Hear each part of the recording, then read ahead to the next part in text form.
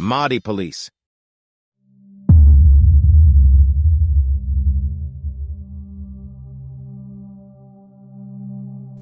Assalamu alaikum brothers and sisters, I hope you are well. Music concerts are being held, porn stars are invited to play obscene songs, free mixing beaches are being established, and the most recent development was that foreigners are permitted to possess alcohol. We have been receiving shocking news from Saudi Arabia ever since Crown Prince Mohammed bin Salman came to power. These shocking and unexpected stories are coming out so regularly that they are no longer astonishing. Once more, Saudi Arabia has drawn attention to a recent move that, while it won't surprise us much as we are accustomed to this kind of thing coming out from Saudi Arabian Holy Land, will undoubtedly make us ponder that the state of Ummah right now. The first ever swimsuit fashion show in Saudi Arabia took place on Friday, May 17. In this fashion show, fashion models were seen boldly wrapping up wearing one-piece swimsuits, which many labeled as being conservative and reflecting ethnicity of Saudi Arabia.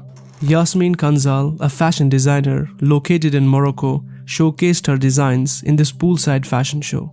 Yasmin Kanzal responded as follows when asked to comment on this allegedly historic move. It's true that this country is very conservative, but we try to show elegant swimsuits that represent Arab world, Kanzal said. She explained that when they arrived, they understood that a swimsuit fashion show in Saudi Arabia was a historic moment because it was the first time such an event had taken place. She added that it was an honor to be involved. It's important to note that the resort where the fashion show took place is a component of a Red Sea Global, one of the so-called giga projects at the center of Crown Prince Mohammed bin Salman's Vision 2030 social and economic reform initiative in Saudi Arabia. It's such a shame that everyone is labeling this shameless step as a historic move. The designer is saying it loud in a very proud manner that this is an honor for her to be a part of this historic move and that these one-piece swimsuits actually reflect the Arab world. Astaghfirullah. Only less than a decade ago, women wearing modest clothing and following the teachings of the Quran and Sunnah were taught to be the representation of the Arab world. And now, these women who wear mere pieces of clothing have taken their place. Why on earth are modernization and advancements related to women wearing less and less clothes? Why can't it just be assessed by improvements in technology, economic sufficiency, divorce rates, bedtime hunger among children, environmental cleanliness, and so forth?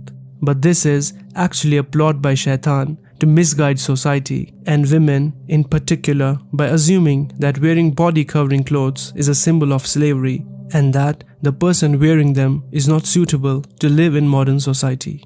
A believing woman should adhere to the teachings of the Quran and Sunnah, which make it clear that believing women should cover themselves as modestly as possible. By doing this, she will protect herself from needless immoral gazers. She will be obedient to her husband because this small action will limit the view of her beauty to him. She will devote more of her time to caring for her children rather than wasting it on looking nice for other people. And most importantly, she will become closer to Allah subhanahu wa ta'ala.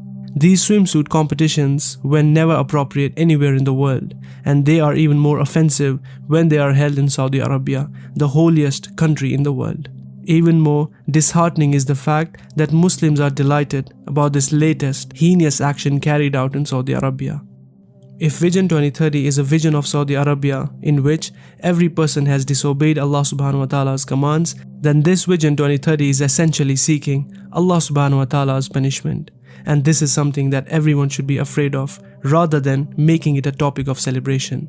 May Allah subhanahu wa ta'ala guide the Muslim Ummah. Ameen. Saudi Arabia. Through Saudi Arabia and its kingdom, the enemy is trying to separate Islam's main holy site, the Kaaba, from the rest of the Muslim countries, in order to prevent a unification of Muslims.